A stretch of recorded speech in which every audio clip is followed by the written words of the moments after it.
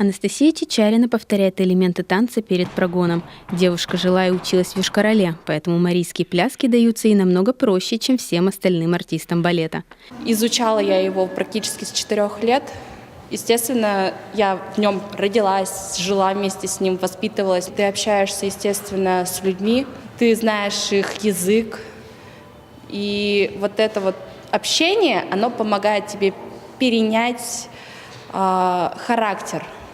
Естественно, да, в этом плане ты танец изучал и историю, и специфики его все. В этом, да, здорово. Это легче. Динамичное, яркое и веселое. Ожерелье Финно-Угории собирали разные культуры финно-угорских народов. Мордовская, удмуртская, марийская, коми. Например, впервые зрители увидят удмуртскую пляску с мелкой техникой тыпыртон.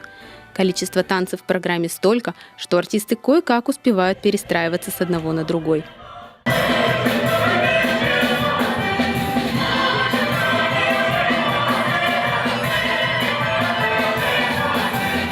Постановщиками некоторых финно-угорских танцев выступили балетмейстеры и артисты из Мариэл.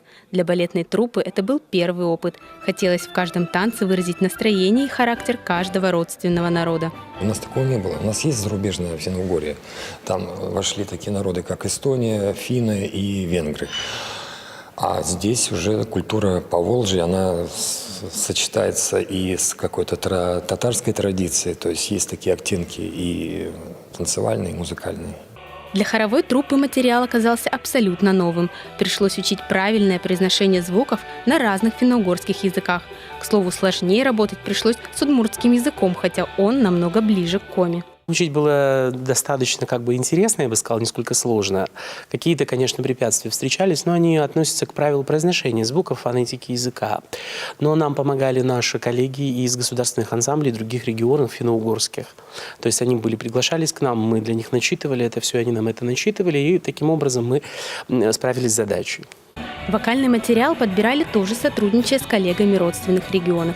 Ожерелье Финно-Угории Асекея на сцене и, похоже, с аншлагом соберет 29 ноября. А в планах ансамбля побывать с новой программой за пределами республики.